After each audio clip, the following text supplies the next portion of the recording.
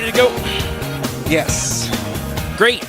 In that case, allow me to welcome all of our beautiful, gorgeous, lovely, perfect listeners to another episode of Lucky Paper Radio. My name is Andy. I am here, as always, with my co-host, Anthony, the chive guy of the Lucky Paper Discord, Maddox. Love chopping chives. It's going to be so dated by the time this podcast comes out. I'm sure this moment will be over. Yeah, I don't know. I think this is one of the cool things about the internet still, that this can be a thing. I think it's pretty boring. I don't know, but I'm just living a real chive lifestyle here. And by chives, I mean scallions, but I do chop a mountain of scallions almost every day. Does it change your mind at all that like the subreddit that it was trending on is a subreddit that is for line cooks, people that are like professional cooks? Is the like it's not for like home people necessarily. Interesting. Like a lot of it is like talking shop about like how do you manage your ingredients or whatever, that kind of stuff. I think it's beautiful. We're talking about the guy that's been cutting chives on Reddit every day for over a month now and posting a picture of his chopped up chives to be picked apart very studiously by thousands of Reddit commenters to tell him to get good and cut his chives more consistently. And then the drama that unfolded when it was revealed that he posted the same pile of chives on 2 separate days because he had one day where he was too busy to, quote, get the chives and chop them. And I'm like, are you buying the chives every day? You're not just buying... Anyway. Great question. Also, is this just a bit, or is this like part of his job? Are the chives going to waste? I assume they're part of his job. And maybe it's a restaurant where like they do get their chives fresh every day. That makes sense. Actually, like you would buy your chives every day if you were a restaurant and you were going through a ton of chives. And you do the same thing for scallions in the Lucky Paper Discord. So if you want to see that, you got to give us some money on Patreon. And you can see Anthony posting chives and Jane just absolutely tearing him to shreds. Just obliterating my chopping skills. Jane did text me and say that in all earnestness, your knife skills are what she aims for in life. So, well, apparently she can aim higher. You do have good knife skills. Thank you. I think I'm pretty competent in the kitchen. Today, I did try to teach a friend how to bake bread. I've made the same recipe dozens and dozens of times. You make the one bread and it always goes great. It works every time, and it is a little bit, I'm always a little bit nervous because you cook it in a cast iron pot, and then you open it up, and you're like, did it rise? Of course it did. It always did. And it just didn't. It was just like a giant hockey puck of just like dense. And then I just had to give her the sourdough starter and say, good luck. Try this same process again. I don't know how to tell you to do it differently. It's like one of those things where I was listening to a thing recently where someone was describing how they like left a party and then they found out that everyone after they left was talking about the big social faux pas they made. Oh, no. And it's like, well, that's the kind of thing that you would think was happening. And then like your friends and your therapist would assure you like, nobody's talking about you, whatever. It's the same thing with you. And like, look, the bread always rises. Like you're always worried about it. You've always been worried about it and it's never not risen. And today was the day. You know what the one time it was watched. Was really making the bread rise this whole time was a little bit of anxiety, and I was just a little too confident. I imagine you were anxious today because someone was observing the experiment. No, I was because it's always worked. Was this a split? But what's the thing? 2-slit experiment where by observing the results, the income was impacted. Yes, that is exactly it. For sure. We're wasting a little bit of time here at the beginning, but I actually think it's maybe kind of a shorter episode, or at least an episode where we'll get through our main topic relatively quickly. But I think we should get right into it because I also hope this subject appeals especially to people that are maybe newer to Cube. This could be a good episode perhaps to send to your friends if you're a longtime listener and a Cube devotee and you are trying to get your friends into the format, because we're going to be talking about the biggest myths and misconceptions about Cube. We're so misunderstood, Anthony. So where does your conception of what the biggest myths of Cube come from? Because like, how do I know what people think and feel in the broader Magic world? Like, I feel like there was a time when we were kind of getting into Cube, and so we were definitely the people that were getting exposed to like the sort of introductory level information about what is Cube all about. And people would say, well, it's one thing. And then you'd meet somebody else and be like, that's not really it, even though a bunch of people tell you that. But I feel like now I'm a little bit insulated in this Cube sicko bubble. I definitely think there's moments where I get a peek of the real world outside of that. I'd always, for example, whenever like, the Tulare Community College does a video that mentions Cube or talks about it, I always read the comments and, check it out and see exactly what he said. And I will say the most recent video that the Tulare Community College put out that talked about casual Magic formats and, of course, talked about Cube as the king of all casual Magic formats was, I think, the most generous and accurate description of the format for like a mass perspective, like not a Cube sicko perspective. And part of that is that I know the writer, Jessie, the writer for Tolarian Community College, is a friend of mine. And so I know that she is, a little more plugged into the Cube scene than perhaps head writers in the past were for Tolarian Community College. But it was like a description of Cube for the absolute biggest audience in Magic. I mean, he's got more followers than any other Magic channel, including Wizards of the Coast themselves. For the biggest audience in Magic, the description was mercifully, and unlike past descriptions, basically completely divorced from powered Cube, from like vintage Cube, from power level at all. I mean, it mentioned vintage Cube briefly as like a popular online Cube, but the description wasn't Cube is for playing with the best cards in Magic's history, which to me is my first and still biggest misconception that I think most people in the general Magic audience hold. Yeah, I agree, absolutely. That is the biggest myth that I think would underscore, or just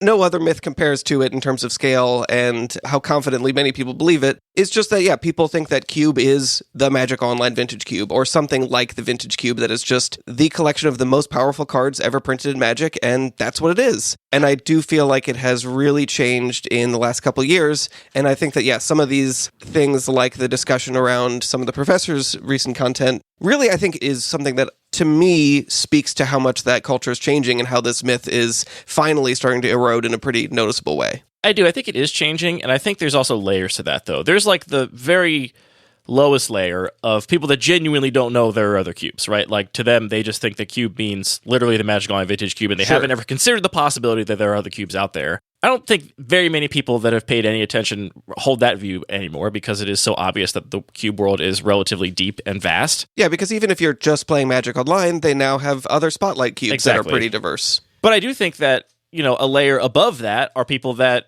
still think that, like, yeah, there are other cubes, but, like, they're all kind of a novelty. Like, the only cube that really matters, like, the most fun cube, the best cube, is, like, the Magic Vintage Cube, and the rest are all, like, lesser than, which I think comes from the fact that so many of the, like, official sanctioned offerings from Wizards of the Coast have been basically, like, restricted in some way. When the cube offerings are the Vintage Cube and the Legacy Cube, or the Pauper Cube, or the Modern Cube, or, a cube that has a very specific thematic restriction, like the Proliferate Cube, like these things that are all kind of very focused, then you would think, well, of course, the one that can play the most cards is going to be the most fun, because they have access to the biggest card pool. So that, I think, is the next layer of, like, cube is Vintage Cube that we have to kind of work collectively to unpeel, is, like, that idea that other cubes are not as fun, not as valid, not as skill testing, not as interesting than the Vintage Cube. I often want to say, like, well, Cube doesn't have to be this certain thing, but Cube is the only place that I can do this. That's why I love the format so much.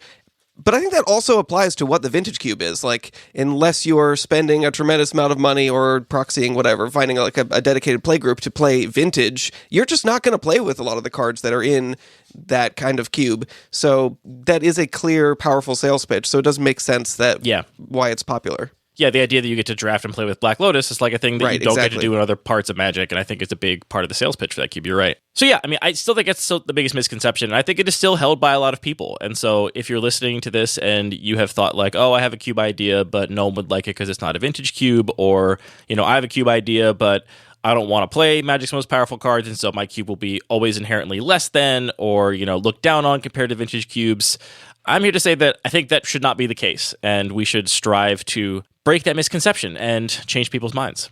And do you think, I mean, maybe this is the same myth or just like a slight offshoot from it? There's like Cube is the Vintage Cube. There's also Cube must play the most powerful cards it has access to. And I think that really impacts the way people think about rarity restricted cubes. So Pauper and Peasant cubes, where often people are still looking at this restricted card pool, but they say, well, if I have access to Shock or Lightning Bolt is a more powerful card, and then they think that is a better card, and therefore they will choose Lightning Bolt over Shock, and there is this tendency to still just play within whatever subset of restrictions the most powerful cards.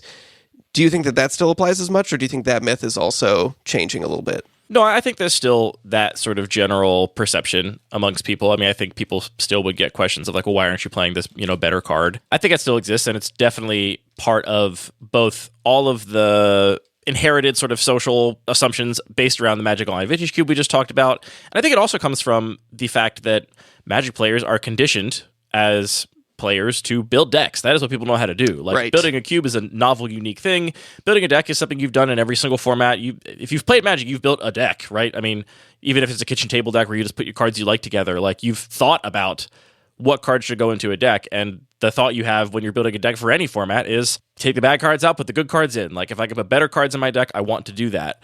And so that sort of pattern is so deeply hewn in the brains of Magic players that even when consciously they think, okay, well, yeah, I know the cubes are, self-contained, and so it doesn't matter if I play Lightning Bolt or Shock because I'm setting the bar for the environment. I'm not like trying to compete with some outside meta. I think people will still kind of tend towards playing the more powerful options very often because that's just set in our brains. And like that's true of me too, right? Like I think about the 100 Ornithopters cube is a cube that is very much, with a fair few exceptions, but playing a lot of the most powerful cards within the restriction of all your creatures are 100 Ornithopters, because I think that's part of the fun of that environment is like, yeah, getting to play Gaia's Cradle and like Glimpse of Nature is like part of what makes this cool. And maybe I could balance the gameplay slightly better if I were to, knock off the upper crust of like the best cards in that cube, but that would take a lot of the fun out of it for me. And I think the fact that that feels inherently fun is like part of this sort of thing that's baked in about just understanding Magic more broadly and playing a lot. I think you're right that there are kind of two layers to that tendency.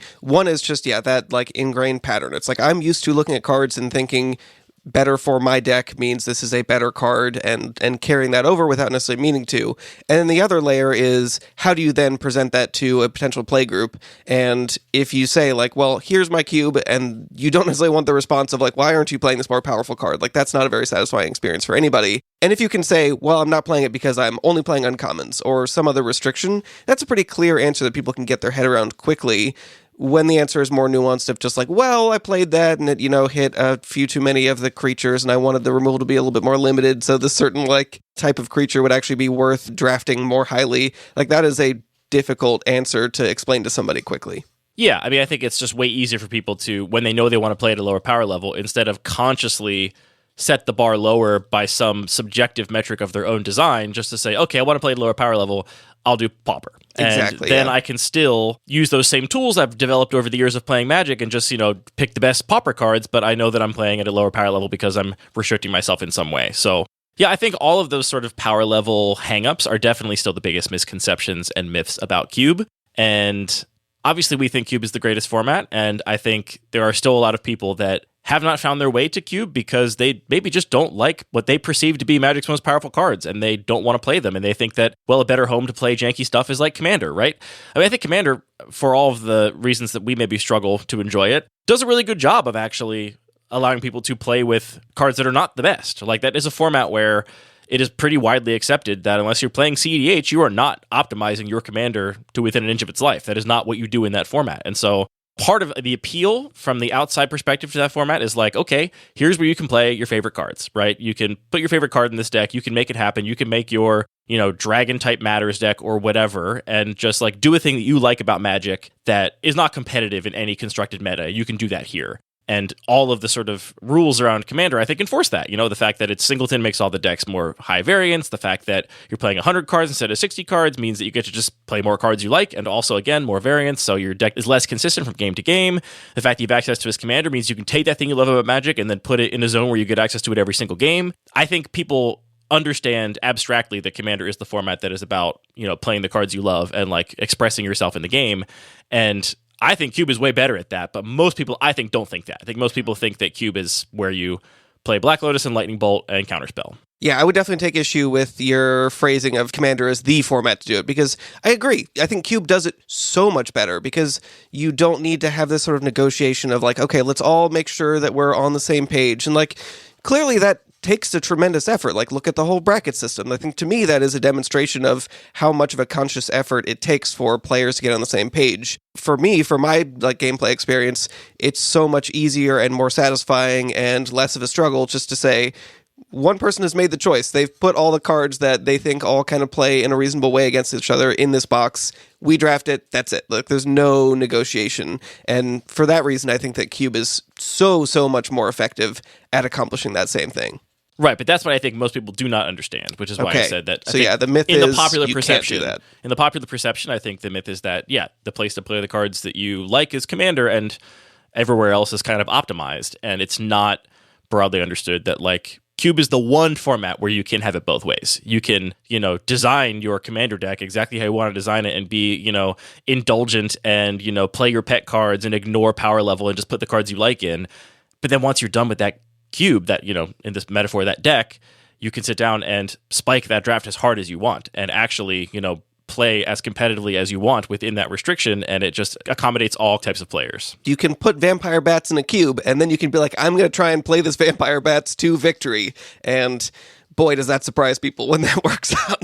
I think the misconception that Cube is always powerful or that Cube is always playing Magic's best cards, to me, ties in with, I think, maybe the next most important misconception, or at least a related misconception, which is that Cube is expensive, which I think is something that a lot of people I hear say, like, oh, well, my EDH deck is really expensive. I know that I have, a few decks and they each cost hundreds of dollars. And so that's only 100 cards. Putting together 360 cards or 540 cards or whatever is going to be, so expensive to do. Obviously, I think all the reasons we just talked about, the fact that Cube does not have to be powerful, those exact same things apply to playing expensive cards. You don't have to go get I can't. I have absolutely no pools right now for what are like good expensive cards in Commander. Smothering Tithe, is that still good?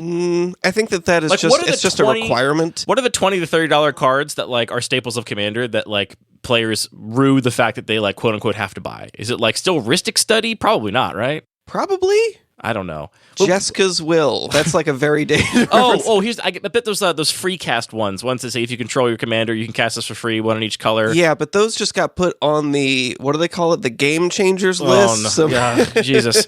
Anyway, if you're listening and you're picturing some card that it's like, yeah, if I'm playing this commander, like realistically, I kind of got to shell out $25 for this, whatever, because it's just so good in my deck. You never have to do that in Cube. You never have to shell out for that card that it's just like, yeah, this card is just so good here, I kind of have to play it. You just don't have to because, again, you are not playing within a broader meta, and you can have just as much fun with... I can attest to this. As someone who has drafted... I mean, you and I have both drafted cubes that are worth more than the down payment on a very nice house, and you and I have both drafted cubes that are worth essentially nothing. Like, literally cards that a seller would not buy from you. They would not give you any offer at a, convention. You could not sell them if you wanted to. And I've had just as much fun playing both. Like, it is not correlated, the amount of money spent to the amount of fun had. I can actually say that I've drafted such diametrically opposed in terms of monetary value cubes in the same day, and I will tell you the one that I had more fun with was the one that would cost no money. The one that would cost no money. Yeah, and I think that these two issues are very much intertwined because I think a lot of people, even if they get that, they're like, okay, sure, I can make a cube that's fun with cards that aren't expensive. There's still maybe this voice in the back of their head saying that's like, well, yeah, it's a compromise, and it's like, but it's not the best cube. This isn't the best version because I'm somewhat limiting myself. I really don't think that's true. That's like a misconception on literally a society level. Capitalism exists to make you think that the better thing, the more expensive thing is going to be universally better and make your life better to have or be around. And so that's going to be really hard for us to combat, other than just to kind of put the word out there that it is not a compromise necessarily to play more cheap cards. I mean, you mentioned, you played Aqua's Cube on the same day as... I didn't say it was that one. You've already said... I mean, I think it's known that Aqua's Cube is not your favorite type of Magic to play. You said on the show that it was kind of frustrating to have the beautiful altar so you couldn't read the rules text of the cards. Oh, man, yeah. There's some logistical challenges. It's also, it is super cool to have that experience of, oh, here's literal Black Lotus. I've never... I love Aqua's Cube. I'm so glad Aqua's Cube exists. It's a beautiful part of the Cube landscape, and it's just one part of the Cube landscape, right? It is not the best Cube. It is just one of the many things that Cube can offer. I mean, one of my favorite drafts in recent history, which I talked about in the show, was my Stone Soup draft at CubeCon, where we played all the cards unsleeved, and people just donated 45 cards from their own collection to make an ad hoc cube on the fly, right? That cost nobody anything, right? Mm-hmm. I mean, obviously we had cards we had acquired from before, but if you're listening to a show, you have cards sitting somewhere around your apartment, house, office, whatever, and that can, under the right circumstances, be the most fun Magic draft I have had in recent memory, because we just had an awesome time doing the Stone Soup draft. So I think it's important that we keep trying, even though I think this is a fight that is going to be really hard to win, again, because of all of the baggage associated with just society more broadly, but I think keep trying to sort of reinforce the idea that you can have just as much or more fun with the cheapest cards you've ever seen as you can with Magic's most powerful cards. And I think it's actually a good place to mention rules modifications. I feel like your Turbo Cube is a great example of how to use cheap cards to get a very similar experience, a very similar sort of texture of gameplay to playing Magic's most powerful cards. Turbo Cube decks are better than Magic decks in any format because they have a big rules modification that's tying them together. But you get to just turn cheap, absolute garbage bulk bin stuff into some of the most appealing, powerful Magic cards imaginable. I think about sticker cubes in this space too, where it's like, yeah, you can just slap a couple stickers on some random common, and all of a sudden it is the most appealing one drop in Magic's history. It's not even like playing with power is limited to having money, right? You can also just make a rules modification, throw some stickers on some cards. You can like have whatever gameplay experience you want at any budget. Yeah, I mean, maybe to take a really concrete example, if I have a commander deck with a bunch of guild gates and I show up to the game shop and everybody else has shock lands, my deck is not going to perform as well and I'm not necessarily going to have as much fun. But if I'm designing the cube and I'm putting in all guild gates, it doesn't matter. Everybody's on the same page, so it's not like we are necessarily having a worse experience. And we could go deep into the details between those two types of cards, but like overall, yeah, if everybody's fixing is worse, everybody's on the same page, and so it doesn't really matter in a lot of ways. And that kind of like arms race of wanting the more powerful cards is something that's pretty manufactured, and we can just sort of choose to sidestep. But then also to your point about rules modifications, it can also be kind of awkward if you're sitting down at a table and you say, well, I have this guild gate, I've just Sharpied plateau on it, and somebody else has shelled out hundreds of dollars for their real plateau. Like, I get why that feels weird, but if you're designing the cube and you've Sharpied 10 guild gates, no one's going to care because everybody's, again, having that same experience, and there isn't that, like, risk of awkward asymmetry in terms of what people have invested in that experience.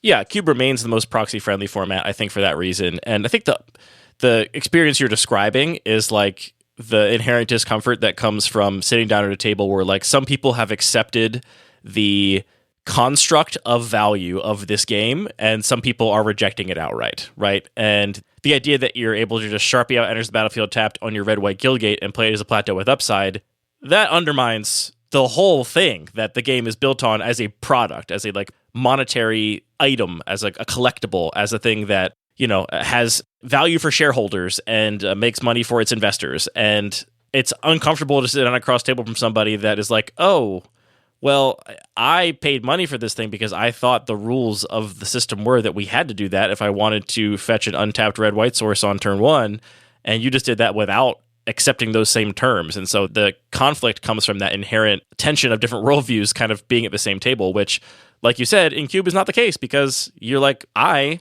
am the one that made the cube. I'm the one that decided how I'm going to engage with the completely manufactured construct of the value of these little pieces of paper, and you just get to play it. And so if you have feelings about my engagement with that system or non-engagement with it, then, you know, you can have those feelings, but it's not going to ever like manifest in a like difference in values at the table. Exactly. Also to the point of the expense of it, obviously a cube is a collection of cards you put in a box and it's evergreen. You don't need to update it to keep up with whatever the new staples are for your format or for rotation.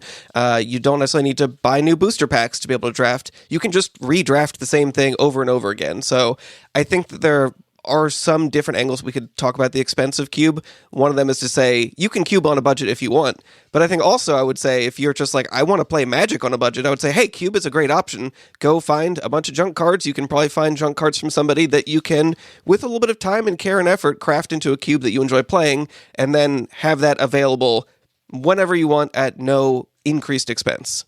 And trust me, it is a misconception. You do not have to update your cubes because Anthony Maddox is the host of the most popular Cube podcast. He is one of the biggest Cube content creators out there. His cubes have some of the most followers on Cube Cobra, and this guy does not update his cubes ever. So I am living my values, okay?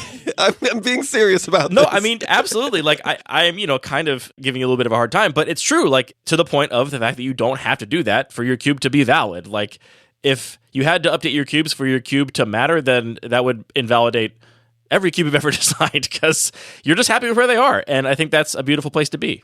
And the last point about expense is I think we should mention sleeves are legitimately expensive. It's going to cost you like $100 or something to sleeve up a cube, but even that you can just not do. You mentioned you've played unsleeved Stone Soup, and I've played multiple other unsleeved cubes, and the cards show it. Yeah, I will say, look, here's what I'll say after having an unsleeved cube now for, I guess, like 3 years, how long I've had the neoclassical cube.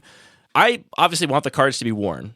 That's something I embrace when I like decide to play that cube unsleeved. The cards also do get destroyed, like actually become no longer playable game objects. Many of them are MP, as in mostly played. There's not much play left in them. Left. There's not much play left in them. I've actually had to start retiring cards from that cube that have become like just destroyed, like actively, like you can't play this card unsleeved anymore. It causes way too many logistical problems. It has got a big hole in it now. It's got a big tear or whatever. And I will also say that like the dirt, I don't love as much as I like the wear. The wear is great. Love the patina. The like just layer of grime.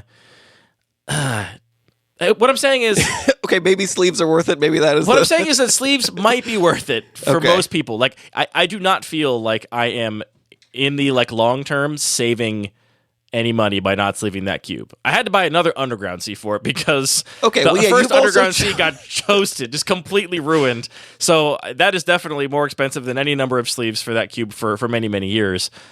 And obviously, that's a unique case in that I'm playing with unsleeved Underground Seas. That is a pretty unique case. We're not saying that you should do that. Just be aware that you may be shocked at how an unsleeved cube in the hands of many different people, which is different than a deck in your hands consistently. Like having an unsleeved commander deck where you like wash your hands before you play it is like one thing, but you are giving it to a bunch of people, and that's many hands on cards, and it just adds up quickly. That reminds me of maybe the most important part about how expensive Cube is that I almost forgot about, which is only one person out of 7, and even that's flexible, has to have the Cube. And for 7 other players, there's potentially 0 expense at all. So if you can find a local Cube group where you can just play Cube, it can be free. I think people listening might not realize we have multiple members of our play group that do not have their own cubes, have never had their own cubes, and just like to come out and draft for free. Many people get the bug, but not everybody. Those people, I think, are some of the hardest to find, right? Because when you start a new Cube play group, you're going to inherently be appealing to people that already know what Cube is and want to play Cube, and that's going to be people that, for the most part, have a Cube. But once you start building that momentum, you can just get players that just want to play Magic, and this is a way to play a new deck every week, a new limited format every week. I guess maybe that's not true for every play group. We have so many cubes that you can just not repeat a cube for months and months and months if you're playing with us. But just get to draft a new set every week and not have to worry about spending any money, which is a real upside. Do you have anything else to say about Cube is expensive? No. Because I think that rolls in perfectly into another big myth that I see very often. I changed my mind. Okay. I got to come clean about this. This is, I don't think, a misconception a lot of people have, but I think it's a good opportunity to say it. You have never been more right than you were about the fact that these white cardboard boxes are the best Cube boxes ever made. I say this as somebody that years ago commissioned a beautiful Aaron Kane handmade wood box for my Bun Magic Cube that was like made to my own specifications, that has had many different iterations of, Dex Protection Supreme chests and, whatever Ultimate Guard boxes. I've tried them all, and you are so right that the cardboard BCW boxes are the best way to store your cube. And the reason why is that they're extremely compact. And you've said this before. I'm just repeating this because you have been so right about this. They're extremely compact. They provide exactly as much protection as you need for all reasonable applications. Like if you are traveling somewhere with your cube where you're worried about getting wet, that's a bigger problem than trying to figure out what cube storage solution you need. Like that's a thing that's very outside the ordinary. Like most of you are talking about, it's in a backpack. It's going to be on a table for a while. Like you don't need like extraordinary protection. You can get them in any different size, and I would strongly recommend getting a box that is specifically sized to the cards in your cube, and then a second box that is sized to the basic lands and tokens you need for the other stuff. Having these 2 boxes that you can get, they come in 1-inch differences in length. You can get exactly whatever sizes you need. And then you also get to doodle on them and decorate them and label them clearly. It is absolutely the best. So if anybody is out there I'd love to get a cube, but it's going to be so expensive to get a box to keep it in, Anthony, you are so right. Everything else I did was airing. This is all I will ever have for the rest of time now is these BCW cardboard boxes. I've definitely seen other people embrace that as well, increasingly over time. And I think that the point of having 2 boxes that just are as compact as possible, and then also compact on the table. Okay, where's the lands? It's not like a box that is twice as big as it needs to be and has a bunch of empty space with stuff rattling around. So I definitely agree. The one thing I would say about them with regards to expense is the shipping can be expensive if you just are trying to get 2 boxes. So do a group order with your play group. So you just get a variety of sizes. I think that a lot of people just order them from Amazon where the shipping is basically free. You can get them in different quantities, sure, even though you and I don't do that. So, but getting a big batch with your play group from BCW directly, I think is a good look. Or, ask somebody that has a bunch of card storage. They might have a couple extras lying around. The next big thing that I've seen changing that I'm really excited about, but still think is pretty prevalent, is that I think there's still this idea that Cube is just for the most enfranchised players, that you're only going to get into Cube once you've played Magic for years and years and years, and you know all the cards, and now it's time for you to advance in that format. And I've seen, especially in our local play group, a lot of people coming in that are either, they're returning to Magic, or they're brand new to Magic, or they've been playing a little bit for a while, and they're willing to kind of jump in. I think even calling it jumping in the deep end is just reinforcing the myth, because I think that a lot of the cubes that we have are pretty accessible, and we have a group of players that is encouraging and supportive and tries to read the room and allow for rules takebacks and things when it's appropriate. And also, talking about sort of expense and accessibility, the stakes in Cube cannot be lower. If you're showing up, you've paid nothing to draft the Cube, and there's no prize at the end of it, it can be a great environment for newer players to get into Magic. Yeah, you can actually have your goal be just to learn, whereas it feels bad maybe to go and pay money for an F&M or a little tournament to learn and just get your butt kicked the entire night. Or buy a whole deck in order to try out a format.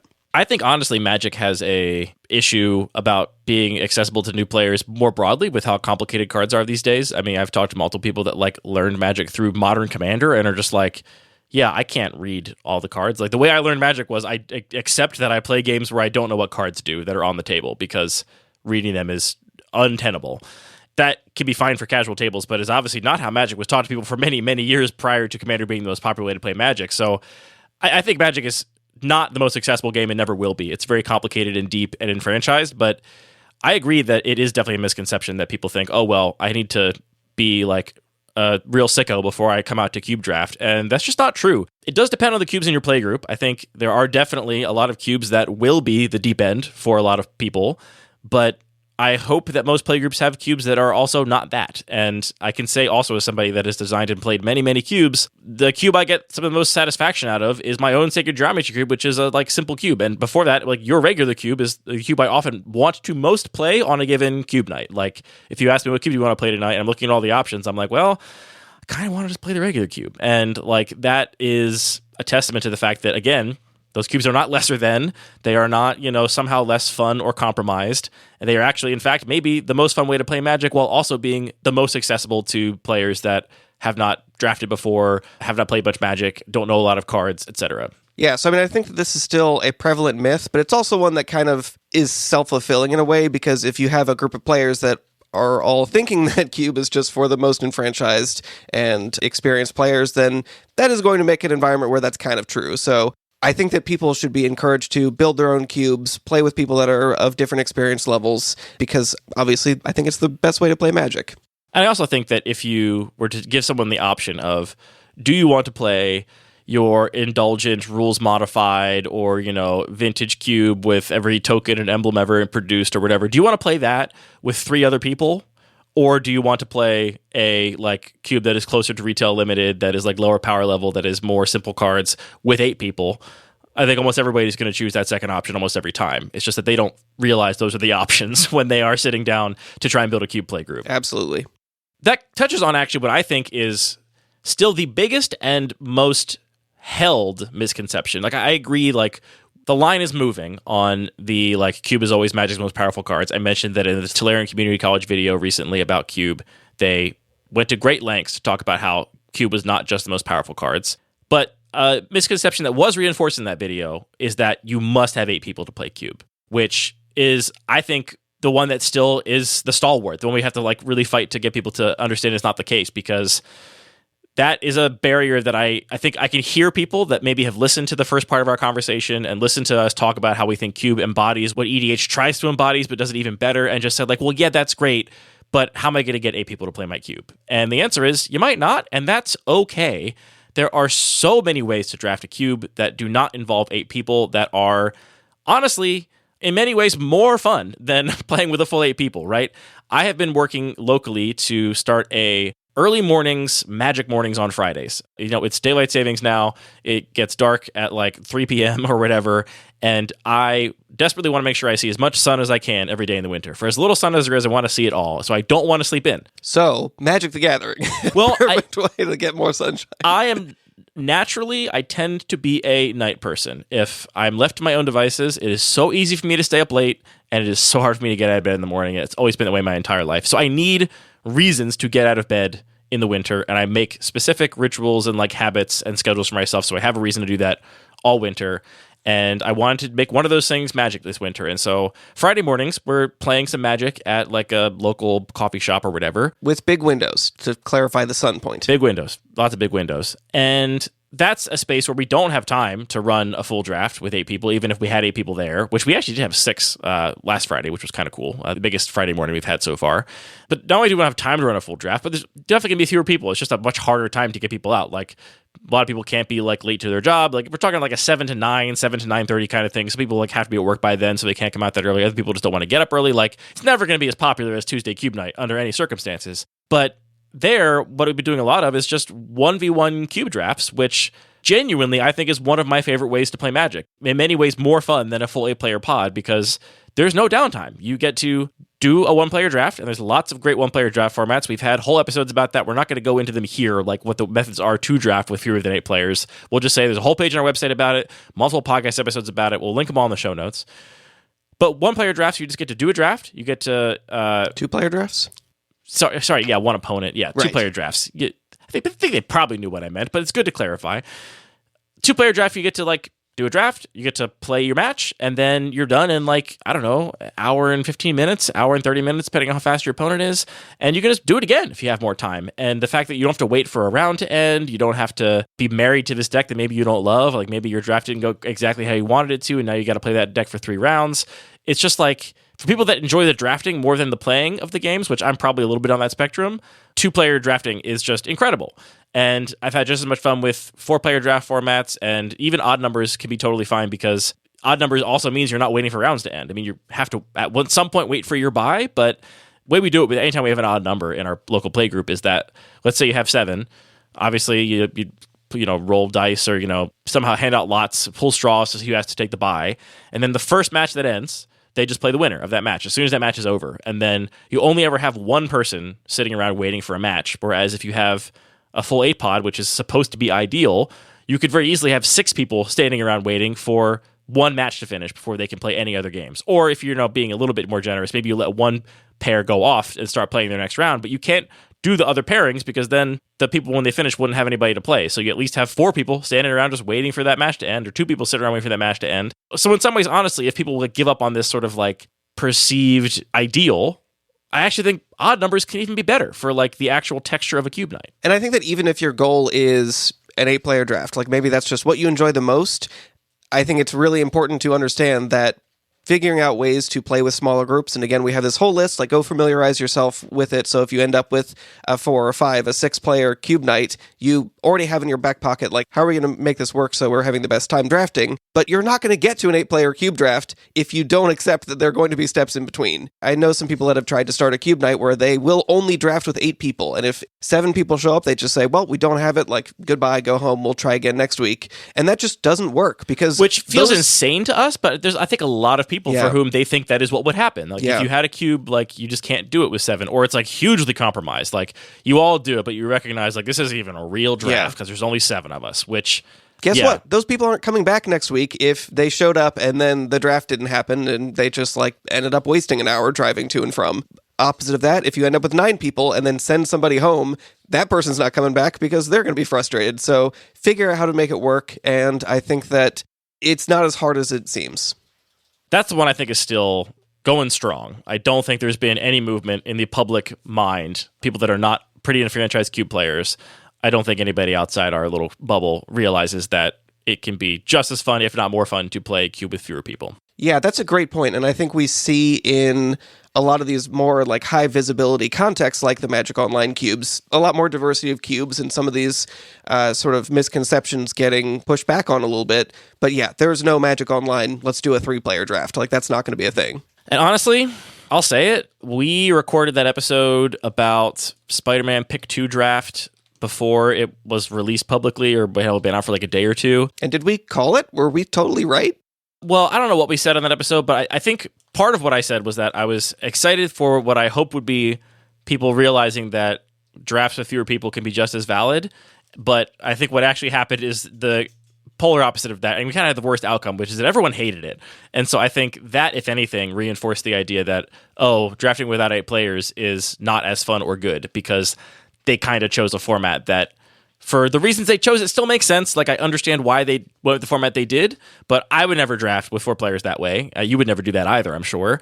And so I think, if anything, that has just reinforced this misconception, because I think a lot of people had the experience of being like, that sucked, and I hated it, and therefore I now believe even more strongly that 8 players are required for a fun draft. Yeah, that's disappointing. Just another thing Spider-Man ruined for us. It's still endlessly funny to me that one of the examples I used when we were talking about sort of like the loss of Magic's artfulness, I was like, oh yeah, one day it's just going to be Spider-Man, and then here we are. It's Spider-Man. My next misconception, I think we're getting a little more detailed now. Like, to me, the really big ones are the power level, the expense, and the fact that you need 8 players. I think if we could, shatter those misconceptions, that would be huge. Yeah, I have a bunch more, but a lot of them more apply to people that are somewhat enfranchised in the Cube world. Yeah, getting a little more deep, the next one I have is that 360 card cubes, or cubes where you draft the entire pool if you're doing different draft sizes, get boring or repetitive, I think is a pretty widely held misconception. And I can say with a lot of confidence, I mean, again, everybody's subjective experience is different. I'm not saying somebody that says that their cube experience got boring or repetitive is like wrong. I just think that a lot of people think that would be the case. Therefore, they build a bigger than 360 card cube, which it comes with additional expense. All the things we talked about just gets a little harder, right? You have more of that now, more sleeves to get, more cards to acquire, a bigger box to carry things around in. Like, it all kind of adds up. I think they do that because they are worried that if they were to build just a 360 card cube and get to draft with 8 people, that it would get boring and repetitive. And I am so confident that the vast majority of players would not actually have that experience if they did it, because, first of all, cubes are deep and complicated, and every draft is a story in and of itself. And that's not to say you can't have a cube where you've maybe made some design decisions that do make things somewhat repetitive, right? Like, I'm imagining you can have a really powerful card, especially something like a companion or a conspiracy that shows up in every game, that if that shows up in every draft, it can become really sort of warping to the environment where, like, you always know that is one of the best decks. And I'm speaking from experience here as someone that has exactly one conspiracy in the 100 Ornithopters cube that a lot of people think should not be in there. I've played that cube many times, and I do not think the existence of that deck has made that cube even remotely close to being repetitive and like the same over and over again. I think that people just underestimate how much variance there is in a draft, underestimate how much, unique decisions there are in every pack and every deck build and every game. And just, this is a manufactured, it's a made up thing. I think that almost nobody has had the experience of getting tired of drafting their 360 card cube. Because the other thing is that my cubes, at least, unlike yours, change pretty frequently over time. And so even if we do draft the same, 360 cards with the same 8 people, a few weeks in a row, eventually I'm going to be like, you know what, I'm going to swap a couple cards out. And that actually can have kind of interesting ramifications for the next draft and how things feel. So I think people should not be afraid of this until they have experienced it. And I think if people have that attitude, almost nobody would ever experience it. It kind of doesn't make sense at all, because you're not going to say, oh, we did 20 drafts of this cube and the last 10 were just so boring because we saw the same deck win every single time. It's like, you're not going to do that. The 5th draft, you're going to be like, okay, well, that was still fun, but I'm a little tired of seeing this one card dominate. Let's cut that. Let's make one swap, and then great, you fix the problem. Like, this idea of getting trapped in a cycle where you're forced to draft the same cube over and over again. I don't know what kind of weird hell you're constructing where that's that's going to happen. Yeah, I really think it's just a made-up thing that people have not actually experienced, but are worried they might experience. And I think it's normal when you are like embarking on a big new creative project. And we had our episode a few weeks back talking to like Ben and Ethan, who are like in this phase of like kind of worrying about all the like details of this big thing, and like they want to get it right? They want to do a good job.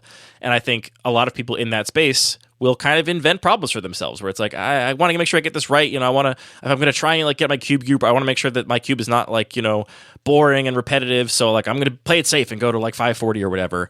I just don't think it's remotely necessary at all.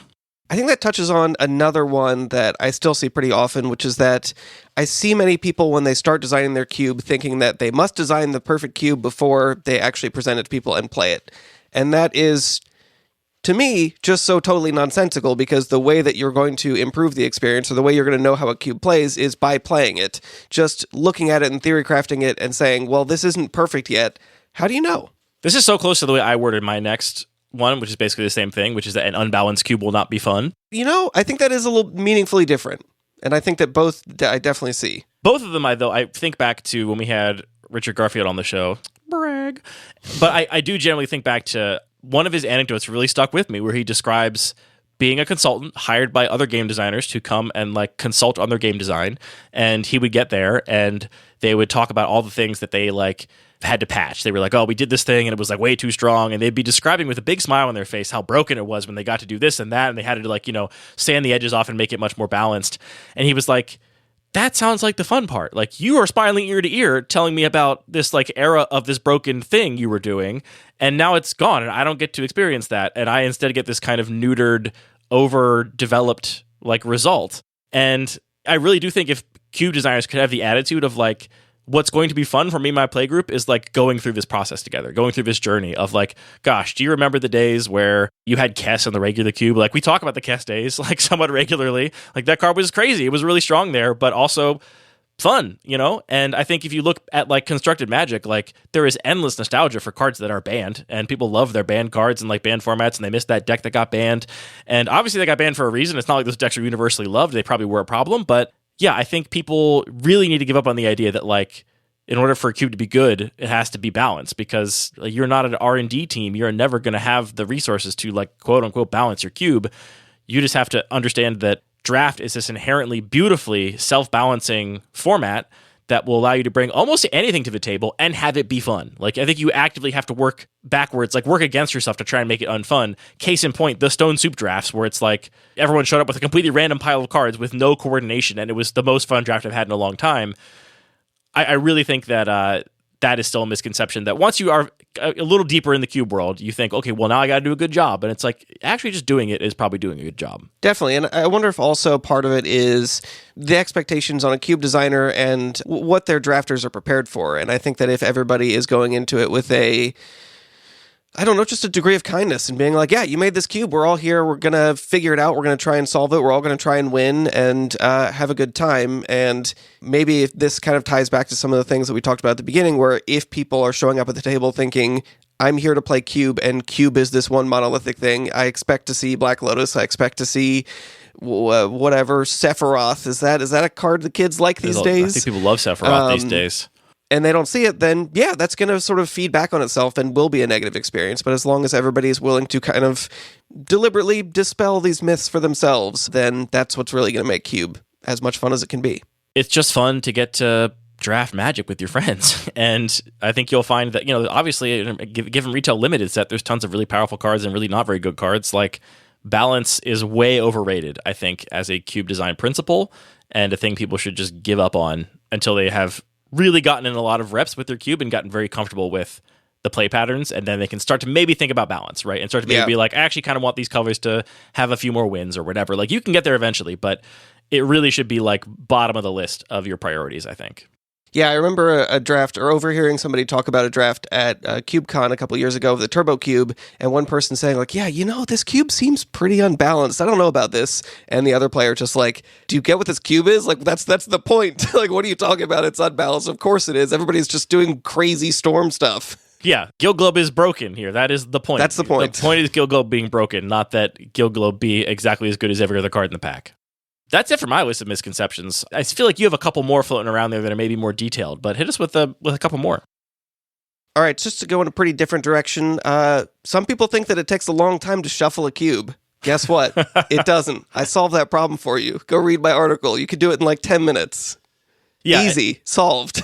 Also, I find that like I just do it myself, and people often ask if they can help, and I'm like, no, I just got it. Like, it's actually easier for me to just do it, and me coordinating with you will make it take exactly as long, and I can just do it myself, and you can go do whatever you want. If you are not familiar with the broadcast shuffle method, check out the link in the show notes and learn about it. Great. Problem solved.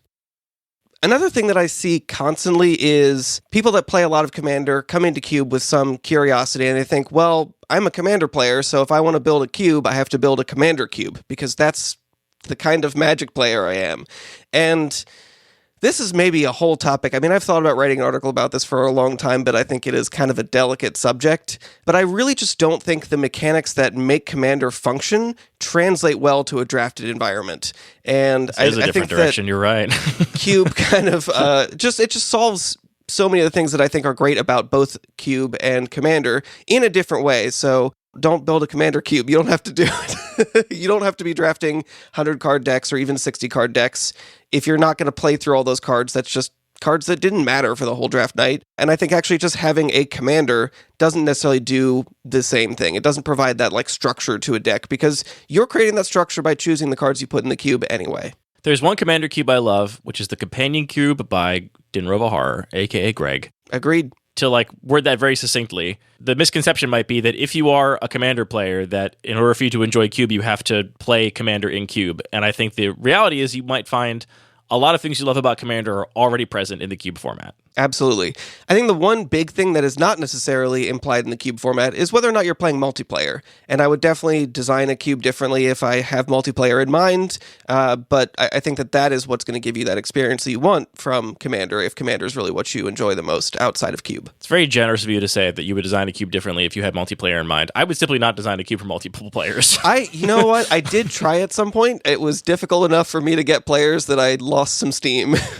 One last deep cut that I think is targeted specifically at the people that are already pretty enfranchised is I don't think you need to have a huge crazy gimmick or necessarily one super succinct thing that your entire cube is all about to have a cube that makes sense. Many people I see come to the format and they think, well, I'm a Magic player that loves name a thing about Magic. I love legendary creatures, so every single card in my cube is going to be a legendary creature. Or I love enchantments, so every single card is going to either be an enchantment or it's going to reference enchantments. And I just don't think that actually leads to the best results because it can be a really, really strong set of constraints. And in reality, think about when Wizards is designing sets, they'll make a set that has a theme and maybe 10 or 20% of the cards are about that theme. And that's enough that you can get that idea. And obviously it's going to depend on what the theme is. If your theme is creatures, it's like, okay, well, there's enough stuff that already cares about creatures enough. You're going to have to dial that up pretty hard.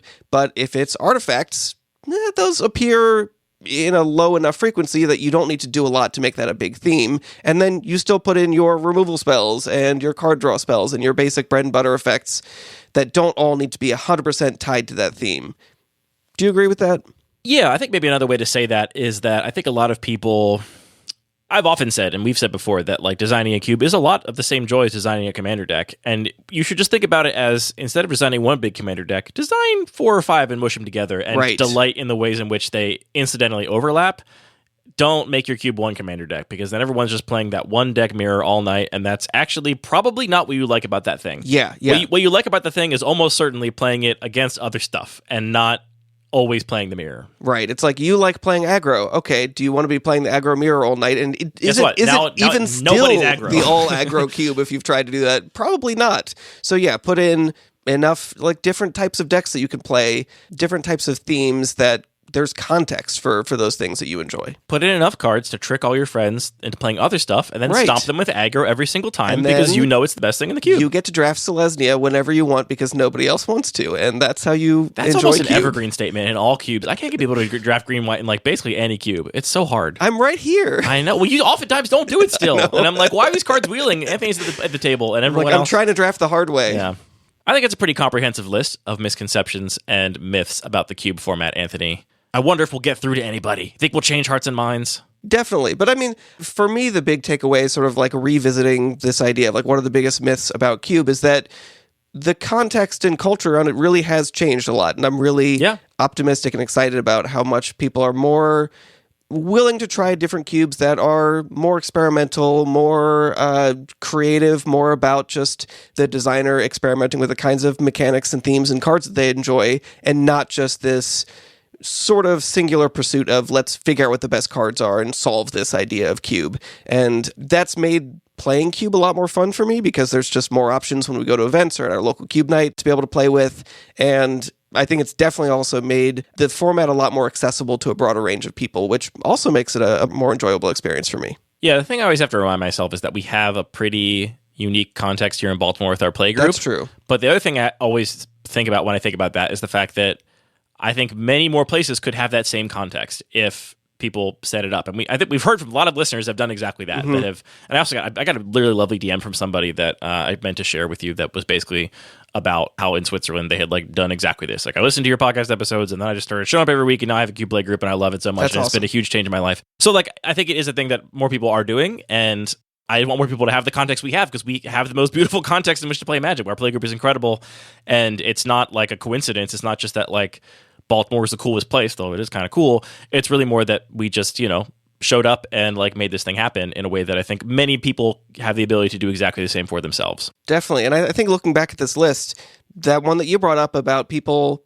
thinking you need exactly 8 players is really maybe the biggest hurdle to making that happen, because I do just still hear that a lot, and it's disappointing because you can get there, but you need to figure out how to make those steps in between work as well. Yeah, realistically, when it comes to like the barriers of like building a Cube Play group, none of this stuff about like a cube is the problem, because people have their cubes that they just don't get to play as much as they want, right? There is a big delta in terms of cubes in the world and how often they are being drafted versus how often they would like to be drafted by their designers. So really the actual challenge when it comes to building a play group is all about all the other stuff, which we also have episodes about and you can go listen to if you want. And I'm proud of those episodes. I think they stand up. But yeah, that you need 8 is still the most toxic thing to that endeavor. Yeah, so if there's one takeaway, it's that. Honestly, I'm going to start banging the drum, and I'm going to do this to be a little bit contrarian, but I'm going to start saying that odd numbers are better than even numbers for cube drafts, and just like have that be my take. Ollie, I would Ollie, not take up this with me. You love having a hot take that everyone disagrees on. I'm expecting you to stand by my side in this endeavor. I'm going to start saying that 7's better than 8. If we have, 8 and 6, let's make it 2 7s. That's what I'm going to start saying from here on out. Well, that's horrible. Don't do that. I'm saying 7's better. Way less downtime. It is interesting. It's way less downtime, and it reinforces the casual nature because you can't have a bracket. Right, so it right. reinforces that we're just here to play Magic and have a good time. And we'll play as many rounds as you can. We're done when the bar closes or whatever. I'm not saying I fully feel this. I'm just saying I'm going to start saying I feel this because me saying this will have it be something people will talk about, and then that conversation will start to make people at least think of the alternatives, Somebody needs to do the math on this, because it's counterintuitive if you say like, okay, well, we're taking one player, that means somebody has the bye, that means there's more human hours of non-gameplay happening. But if you then switch to let's not do the round pairings, let's like reshuffle, I wouldn't be surprised if we do the math and we're like, actually there is more downtime in the 8-player draft than the 7. There absolutely is, 100%. In fact, you say somebody should do the math. You should do the math. You should make a beautiful little... I don't want to. You should make... You said this about the shuffling thing for so long, and look at what you did. You changed the world reshuffling. You can make a beautiful little thing that, simulates, you have a round timer, a max round timer, and then you have some amount of variance where like every match takes a certain amount of time and some rounds end earlier and other ones don't, and then you see how much downtime there is. I can see it. All the numbers floating in front of my face. Think of how cute the little animation would be of like the table and like when the round is over and like the little circles turning red when they're waiting and this like elapsed time waiting bar going up over time and like right next to the one where there's a player sitting out on the side. Come on, please do it for me. Okay, we got to do it. Please do it for me. All right, real quick, I want to shout out Nick, who sent us something to the P.O. Box. We haven't mentioned the P.O. Box here for the longest time. I had to get that so I could ship things out with a return address that wasn't my home address so I don't get, kidnapped. But we also have it, so you can just send us stuff to the P.O. Box if you want. It's P.O. Box 4855, Baltimore, Maryland, 21211, either to Lucky Paper or Andy Mangold. And we got a nice note from Nick who says, "Hey, Andy and Anthony and Parker. Nick here. A year or two ago, what is time? On LPR, you had an exercise where you invented cards you said you'd love to see for Cube. I had made a few and posted them online, but never made them real until now. Not sure how you feel about custom cards these days, but I hope you take these as a small thanks for all you do for the community you create. Nick of the MTG Multiverse Project." And then Nick, Wizards of the Coast employees, stop listening now. Turn off the podcast. Custom card text is about to be read. Sent us these 3 custom cards. We already talked about Sharp being on a guild gate, so that's true. Yeah, they've already had to like shut it off. What we got here is Clearwater Crocodile and Everglades Constrictor, which are finishing the like cycle of Curd Apes. Nice. 1-drop 1/1s that become 2/3s if you control a forest, and then a absolutely messed up Jeskai Mentor. It's a 3-mana 3/3 full Jeskai in the casting cost, so all 3 colors for a human monk with flash and prowess. And whenever you cast a non-creature spell, create a 1/1 white monk creature token with prowess. What if Maestro Mentor had flash and was a 3/3? And also had a very cool looking mana cost. Yeah. These cards, these are great custom cards. Thank you for sending them along. Really appreciative of them. And if you want to send anything to the P.O. Box, that is the best way to make sure you get something read on the show if you have a comment or something, because, fun fact, our email was broken from mid-July until yesterday. So if you send an email to us between the months of July, August, September, and October, it didn't get there. It's not my fault, I swear. I'm very good at technology, I promise. It is truly... Technology's all just in a state. It's our registrar's fault. Anyway, that's P.O. Box. You can support us on Patreon if you want. That'll be linked in the show notes. And we just also made some big improvements to our operating costs and income page on our website, which, if you care, we have a completely transparent operating costs and income page that catalogs all of the expenses we've had for the entire Lucky Paper project, the whole website, as well as the podcast across all time, and also all of our income across all time, so you can see exactly what our books look like. You also built a beautiful community page that has, in addition to all of the events, links to a bunch of other podcasts about Cube and other places that you can talk about Cube, which is very cool. Yeah, it's something I've been meaning to do for a while. It's been on my list of, like, we should make a page that kind of, like, collects all this stuff in one place, because it's all kind of fragmented. And, yeah, finally put that together, so you can check that out if you want to see what's going on in the broader Cube community. And on that bombshell, that's the end of this episode of Lucky Paper Radio. Thank you all for tuning in. The music for this show is produced by DJ James Nasty, and the show is edited by Matthew. The Magic Cards are produced by Wizards of the Coast, and this podcast is produced by Thinking Really Hard About Magic Cards and then speaking into microphones about it. Thank you, Anthony, for the gift of friendship and for the gift of Cube. Thank you for helping me dispel these incredibly pervasive myths about Cube. I'll dispel myths by your side any day. Bang, bang, bang. Shooting the myths with a gun. Bang, bang, bang, bang. Man, Andrew doing his bang bang sounds is it's pretty funny. Lives in my head so rent free.